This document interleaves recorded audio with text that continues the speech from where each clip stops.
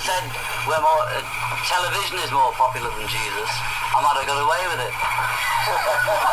But I just happened to be talking to a friend. They used the word Beatles as a remote thing, not as what I think, as Beatles as though those other Beatles like other people say it. I just said they are having more influence on kids and things than anything else, including Jesus. But I said it in that way, which is the wrong way. That was 1966 of interview of John Lennon of the Beatles, of course, and he was talking about basically how he wasn't allowed to say more popular than Jesus. And that was a big controversy when he said that in the magazine interview. But the thing is, he wasn't trying to say, the Beatles were even bigger or more pop. He just meant at the time people were, including teenagers, were just into the Beatles more than Jesus. Fair statement, I think. But a lot of people freaked out. Now, I'll be fair, doing this episode, I wasn't actually inspired by the Beatles, though. I'm using them as a reference point. But, actually, what got me to do this episode was actually a more recent phenomenon. You see, Kid Cudi. And I'll be honest, I like Kid Cudi. Don't judge. I like a lot of rock. I'm not much into hip-hop, really. And the hip-hop I do like are more experimental stuff, like MF Doom, Kid Cudi, and all that stuff, Dolly Soul. Kid Cudi, I think, he's pretty cool. He doesn't talk about generic stuff. He talks about all types of things. And that's why I like him. And the only reason why I like him, I guess this is more biased, but he was a big Kurt Cobain fan, and this is actually relevant to the story. So he went to SNL. He put on a green sweater with Chris Farley, because it was also a kind of a tribute to Chris Farley, because this is about mental health he was trying to do. And, all good. And he put on a dress, because, if you know Kurt Cobain, he put on a dress, so Kid Cudi wanted to put on a dress. People flipped out over this. Man, if you YouTube,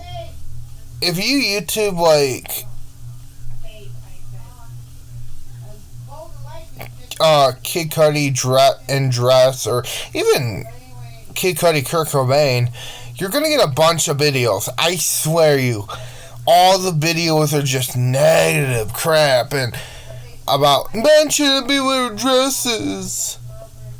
Dude, what year is this? But it did get me to think, though. Because before this, I'll be honest, I thought shocking people with your music and image were done. But maybe we're not. We're going to talk about this on the Brain Suit Podcast. Can artists still shock? We'll be looking at a little bit of a through history of this, but we'll be asking this question. Basically, the history of shock is kind of hard to define. You can even go back before, rock and roll or hip hop, and you would see even in classical music, it could be shocking, because I forget what it was, but there was a very famous symphony where everyone thought this music producer basically sold his soul to the devil to make this symphony. Now, of course, that's not really true, but it is a good story. And, of course, you get to the blues with Robert Johnson selling his soul and all that stuff. When rock and roll hit, a lot of people didn't know what to think of it, because a lot of older people were calling it the devil's music and all that stuff. Little Richard, were wearing dresses and stuff, so it's kind of relevant to what's going on with Kid Cudi right now, wearing dresses and drag and makeup, and he was controversial for his time. The Beatles, of course, saying we're more popular than Jesus. Speaking of femininity, David Bowie in the 70s and all those kind of glam bands, even Freddie Mercury from Cream was very controversial because they were kind of wearing drag and all that stuff. Shock. Of course, the king of shock rock himself, Alice Cooper, started out as a garage rock guy, actually. He's seeing sort of this anomaly of mixing horror and rock and roll together. So, my point is, there's always been shock everywhere. And we get to hip-hop. Of course, hip-hop back in the late 80s, early 90s were really shocking to a lot of people. Even if there wasn't talking about, like, your typical hip-hop stuff, it was so shocking. I mean, a lot of people forget, to some cases, kids was not allowed to listen to Vanilla Ice back in the day, which I find funny. I don't like Vanilla Ice, but I'm just saying. But yeah, a lot of this stuff was considered shocking or edgy or controversial even. And we get to Kurt Cobain, one of Kid Cudi's idols, and my idol actually. Controversial off the bat. He was nothing like you never seen before. He was speaking up for women's rights and women's issues. He would even wear drag sometime. He was very controversial. Now, of course, you don't need to be shocking to put on drag. I mean, they did it by a lot of stuff. The Rolling Stones were just controversial for being the Rolling Stones.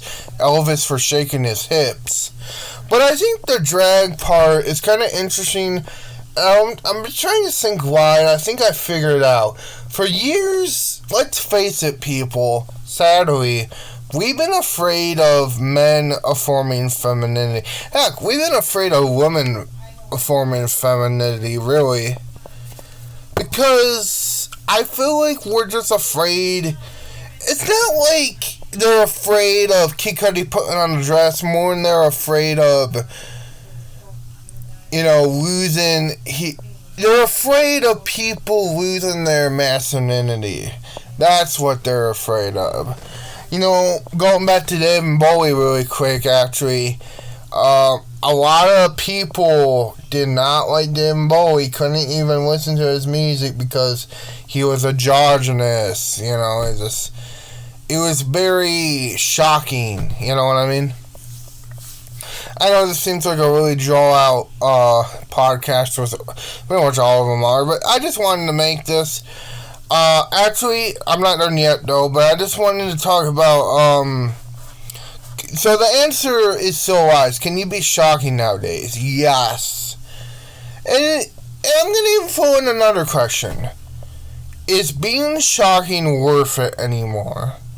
Well, it sort of depends what you're talking about.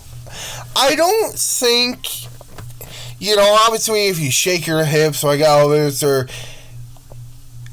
unless if you're super religious, you're not going to care about that. If you say, we're bigger than Jesus or more popular than Jesus, again, you might get a little hate from Christians, but you're not going to really care about that. Heck, I know Christians who probably wouldn't care about that.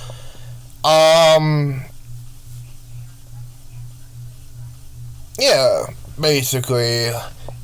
But I think here's the thing. Don't be shocking for the sake of being shocking.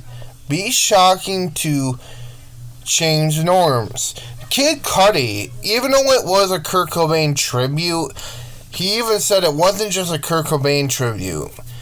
He was using Kurt Cobain as a reference point to show that you could always be yourself. And that's what I like about it. So, to take away from this podcast thing, always be yourself, man. I mean, I don't know what to say except for that. I happen to be, and I expressed this many times, I am LGBT. Always be yourself. Always.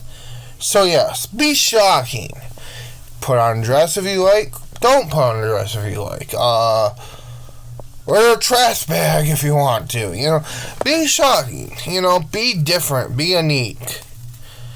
Because the more we move forward in our society, we got to have positive change. And I hope so. I really hope so.